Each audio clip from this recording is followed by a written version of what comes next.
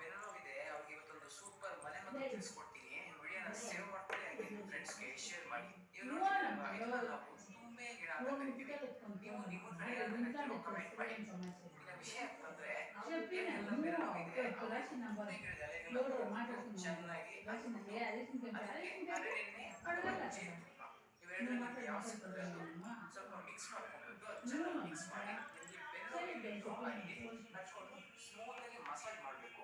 ಈ ತರ ಮಾಡ್ತಾ ಬರೋದ್ರಿಂದ ನಿಮಗೆ ಬೆರಳು ಬರೋದೇನಿದೆ ಅದು ನಿವಾರಣೆ ಆಗುತ್ತೆ. ಈ ವಿಷಯನ ಲೈಕ್ ಮಾಡಿ, ಶೇರ್ ಮಾಡಿ, ಮತ್ತೆ ನಮ್ಮ ಚಾನಲ್ ಫಾಲೋ ಮಾಡಿ. ಯಾರಿಗೆಲ್ಲ ಬೆರಳೋಗಿದೆ ಅವ್ರಿಗೆ ಇವತ್ತೊಂದು ಸೂಪರ್ ಮನೆ ಮದ್ದು.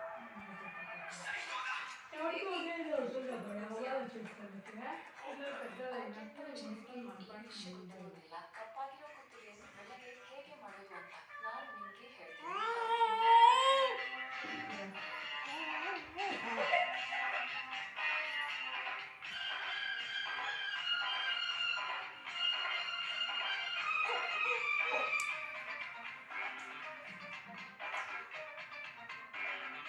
Này, ăn có cỏ